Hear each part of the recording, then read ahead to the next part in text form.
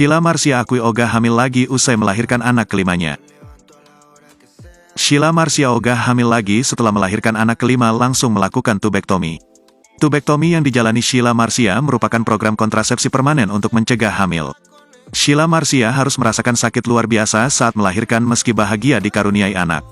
Diketahui Sheila Marcia telah melahirkan anak kelimanya pada Senin, tanggal 26 April tahun 2024.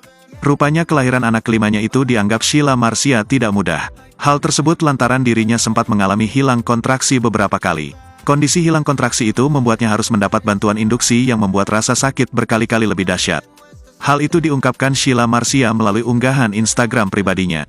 Karena hilangnya kontraksi beberapa kali, maka kami melakukan persalinan dengan bantuan induksi yang membuat rasa sakit lebih dahsyat dari biasanya. Seakan-akan di detik-detik terakhir ingin rasanya menyerah karena merasa tidak sanggup. But then, dengan kesabaran dan semangat dari suster dan dokter berhasil meyakinkan aku kalau aku sudah sejauh ini, tulisnya. Setelah melahirkan anak kelima yang ia beri nama Abraham Jared Joseph, rupanya Sheila Marcia langsung menjalani tubektomi.